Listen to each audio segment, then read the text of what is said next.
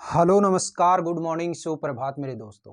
मैं आपका भाई आपका दोस्त है अपने इस यूट्यूब चैनल पर आप सभी का फिर से स्वागत करता हूं और अपने उसी मोटिवेशनल कोट के साथ है कि ना रुकूंगा ना झुकूंगा सिर्फ करके दिखाऊंगा। आज का हमारा ये जो टॉपिक चलने वाला है साथियों, इसके अंदर हमें टॉपिक देखने वाले हैं आज प्रीपोजिशन। देखिएगा, इससे पहले मैंने आप लोगों को चतुर्थ श्रेणी, ये जो राजस्थान चतुर्थ श्रेणी भर्ती परीक्षा से रिलेटेड जो हमारा सिलेबस चल रहा है, जो हमारा मिशन चल रहा है, मिशन 15 है, इसके अंदर है जो आर्टिकल और डिटरमिनस का जो टॉपिक है उसके अंदर बहुत शानदार तरीके से मैंने आपको लगभग 9 से 10 क्लासें प्रोवाइड करवाई। और आज की हमारी ये जो प्रीपोजिशन की जो क्लास होने वाली है, इस क्लास के अंदर भी चाहे एक टॉपिक के लिए हमें 5, 7, 10 क्लासें पढ़नी पड़े, लेकिन शानदार तरीके से करने वाले हैं। सबसे पहले बात आती है कि सर ये प्रीपोजिशन होते क्या हैं, तो गौर से देखिएगा कि ये जो प्रीपोजिशन है, इस प्रीपोजिशन के अंदर दो वर्ड बने हुए, दो वर्ड छिपे हुए हैं। कौन से? एक तो है प्री और दूसरा है पोजीशन। प्री जो होता है, इस प्री को हम हिंदी में क्या बोलते हैं? पहले। और ये जो पोजीशन है इसका मतलब क्या होता है? स्थिति। ठीक है, यानी कि पहले की स्थिति। किसके पहले की? किसी नाउन या प्रोनाउन के पहले की स्थिति। समझ में आ गई? अब आप कहेंगे कि सर ये नाउन या प्रोनाउन के पहले की स्थिति का मतलब क्या है?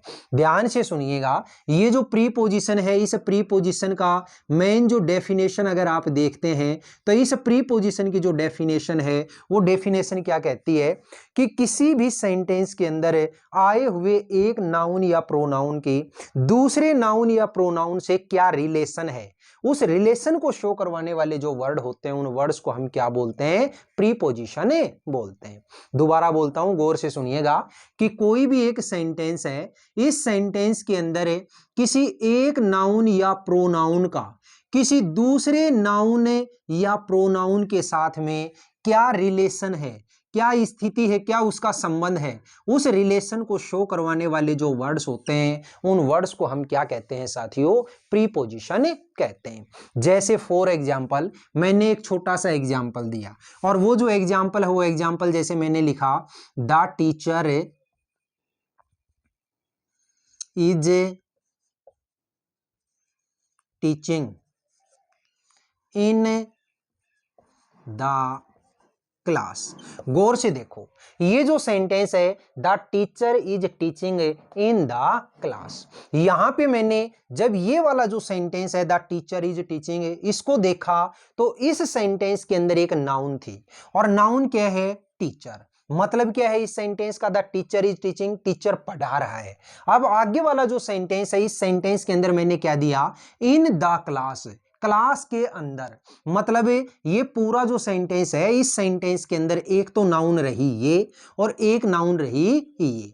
अब इन दोनों नाउन्स का आपस में क्या रिलेशन है, इनके बीच में रिलेशन शो करवाने वाला जो वर्ड है वो वर्ड कौन सा है साथियों? वो है इन। और ये जो इन है, इस इन को हम क्या कहेंगे? प्रीपोजिशन कहेंगे।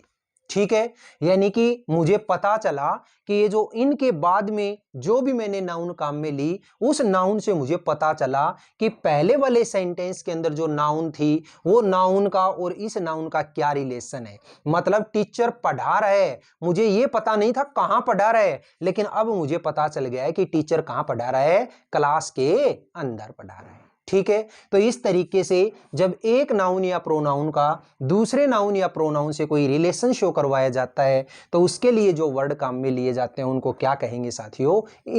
इनको क्या कहेंगे? प्रीपोजिशन कहेंगे। आप देखिएगा, इस प्रीपोजिशन के अंदर हमें कई सारे वर्ड पढ़ने हैं और वो जो वर्ड है उन वर्ड्स में सबसे पहला जो वर्ड है उस वर्ड को हम क्या बोलेंगे? इन। क्या बोलेंगे? इन। और दूसरा जो वर्ड होगा वो क्या होगा? इनटू। तीसरा जो वर्ड है वो एट।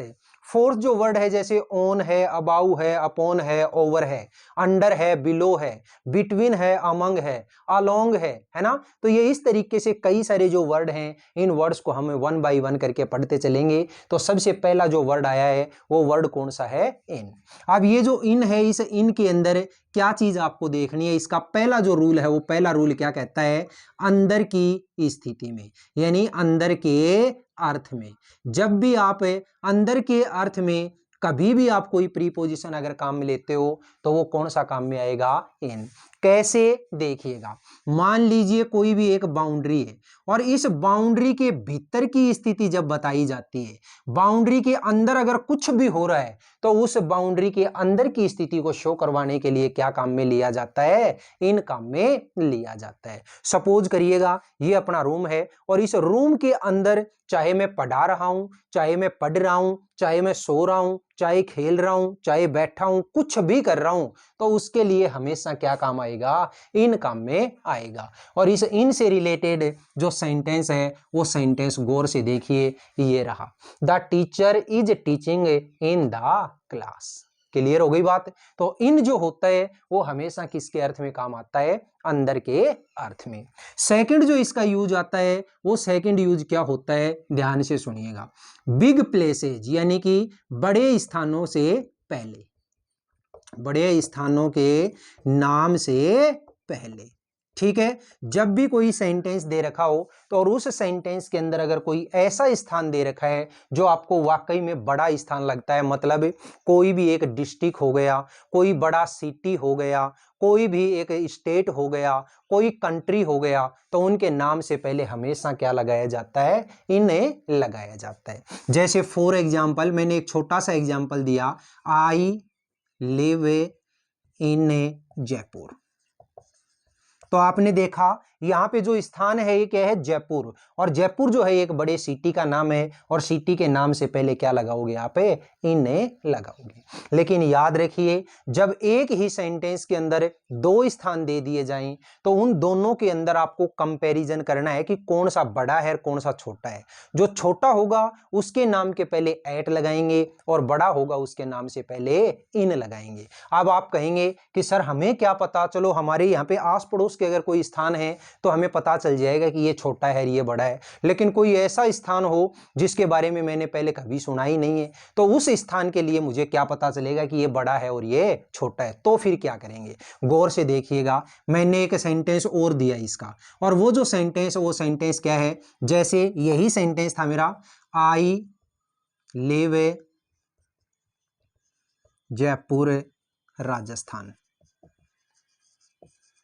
ध्यान से सुनो, अब ये जो दोनों के दोनों जो स्थान है इन दोनों स्थानों में अब तो चलो आपको पता है कि ये छोटा है ये बड़ा है, तो बड़े स्थान के नाम से पहले क्या लगाएंगे, हमें इन लगाएंगे, और छोटे के पहले क्या लगाएंगे, हमें एट ए लगाएंगे। लेकिन अगर कोई सेंटेंस ऐसा दे दिया जाए जिसमें आपको पता ना चले कि कौन सा स्थान छोटा है और कौन सा बड़ा, तो इंग्लिश के अंदर हमेशा याद रखिएगा कि जब पहले जो स्थान आता है वो क्या होता है, छोटा, जिसके पहले लगाओगे एट है, और बाद में जो स्थान आता है वो क्या होगा, बड़ा, जिसके पहले क्या लगाओगे, इन लगाओगे। क्लियर हो गई बात। तो रूल ध्यान रखिएगा।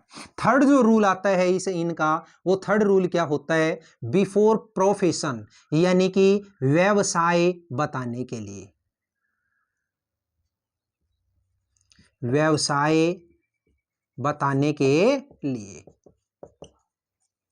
ठीक है, व्यवसाय बताने के लिए, जैसे कि मान लीजिए अब मुझसे कोई पूछता है कि आप क्या करते हो, आप किस प्रोफेशन में हो, मैं क्या कहूंगा कि मैं टीचिंग के प्रोफेशन में हूं। आपसे कोई पूछे कि बताओ नरेंद्र मोदी किस फील्ड में है, किस क्षेत्र में है, किस व्यवसाय में है, क्या काम करते हैं, तो आप क्या कहोगे कि वो राजनीति में। तो इस तरीके से अगर कोई आपके व्यवसाय के बारे में अगर पूछता है, आप किसी को व्यवसाय के बारे में बताते हैं, तो उसके लिए हमेशा क्या काम लिया जाएगा, इन काम में लिया जाएगा। जैसे मान लीजिए मैंने एक सेंटेंस बोला, जैसे I am in A teaching profession. ठीक है, I am in A teaching a profession. अगर आप ये प्रोफेशन नाम ना भी जोड़ोगे तो भी सामने वाला समझ जाएगा कि मैं क्या काम करवा रहा हूं भाई, मैं टीचिंग का काम में करवाता हूं। तो इसके लिए हमेशा क्या काम में लेओगे, आप इन काम में लेओगे। दूसरा मैंने एक सेंटेंस और दिया, जैसे mister Narendra Modi is in politics. Narendra Modi है वो किस में है, पॉलिटिक्स में है, यानी कि राजनीति में है। तो यानी कि राजनीति जो है वो क्या है, उनका प्रोफेशन, और प्रोफेशन के बारे में बताने के लिए हमेशा क्या काम में लिया जाएगा, इन काम में लिया जाएगा।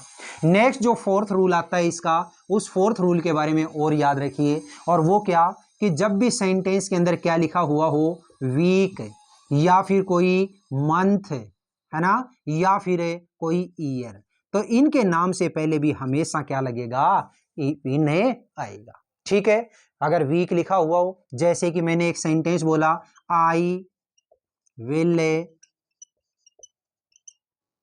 रिटर्न इन नेक्स्ट वीक, मैं अगले सप्ताह वापस आ जाऊंगा, लौट जाऊंगा। तो यानी कि यहाँ पे इस सेंटेंस में क्या लिखा था, वीक, और वीक से पहले हमेशा क्या लगता है, हमेशा इन लगता है। दूसरा मैंने सेंटेंस दिया, जैसे एक सेंटेंस है, शी वॉज बोर्न इन जुलाई, उसका जन्म जुलाई में हुआ था।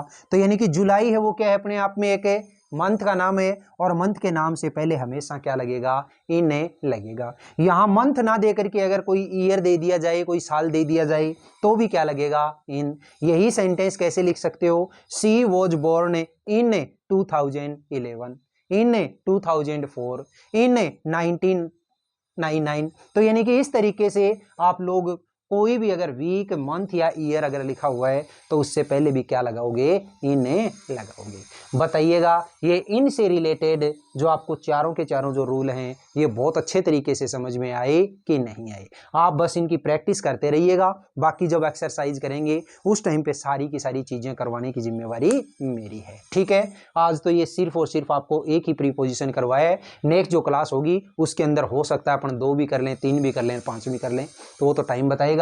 लेकिन बताइएगा ये जो क्लास थी, ये क्लास आपको कैसी लगी। अगर ये क्लास वाकई में आपको अच्छी लगी है तो इस क्लास को आप ज़्यादा से ज़्यादा लाइक करिएगा, शेयर करिएगा, कमेंट बॉक्स में कमेंट करके ज़रूर बताइएगा। और अपने इस चैनल को अगर आपने अभी तक सब्सक्राइब नहीं किया तो प्लीज़ इसे सब्सक्राइब करके पास वाले बेल आइकन को जरूर प्रेस करिएगा। फिर मिलेंगे अगले वीडियो में, तब तक के लिए आप हंसते रहिए, मुस्कुराते रहिए और बहुत शानदार तरीके से अपनी इन क्लासेज का आनंद लेते रहिए। All the best, see you again next time. जय हिंद।